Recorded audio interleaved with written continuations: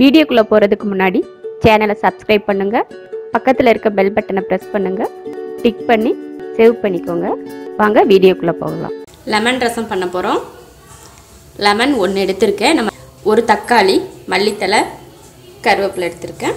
ரசத்துக்கு மிளகு 1 டீஸ்பூன், ஜீரகம் 1 டீஸ்பூன், வரமிளகாய் 2, பூண்டுப்பல் ஒரு 6-7. இப்போ இதை ரசத்துக்கு இதை பொடி பண்ணிக்கலாம்.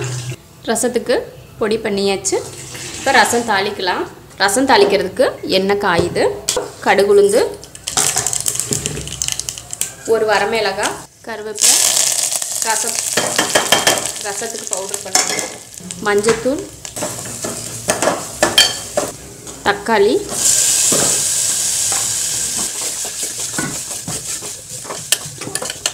கொஞ்சம் உப்பு, தக்காளி வதங்குறதுக்காக.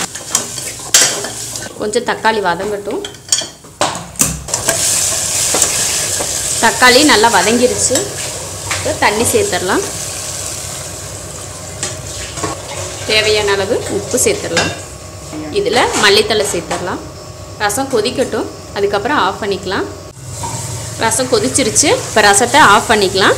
ரசம் ஆறுனதுக்கப்புறம் தான் இதில் லெமன் ஊற்ற போகிறோம். அது வரைக்கும் நம்ம வெயிட் பண்ணுவோம். ரசம் ஆறட்டும். ரசம் ஆறிடுச்சு. ரொம்ப சில்லுன்னு ஆறலை, அந்த கொதிக்கிற மாதிரி இருக்குல்ல, அந்த சூடு ஆறி இருக்குது. அதில் லெமன் புளிஞ்சு ஊற்றலாம்.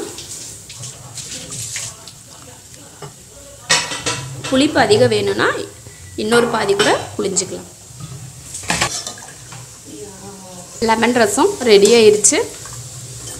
நீங்களும் இது போல் லெமனில் ரசம் செஞ்சு சாப்பிட்டு பாருங்கள். ரொம்ப டேஸ்ட்டாக இருக்குது. நம்ம புளி ஊற்றி ரசம் வைக்கிறத விட லெமன் ஊற்றி ரசம் வைக்கிறது ரொம்ப நல்லாயிருக்கு. ட்ரை பண்ணி பாருங்கள். பிடிச்சிருந்தா லைக் பண்ணுங்கள். மற்றவங்களும் பார்க்கணுன்னு நினச்சா ஷேர் பண்ணுங்கள். மறக்காமல் சப்ஸ்கிரைப் பண்ணுங்கள். நன்றி.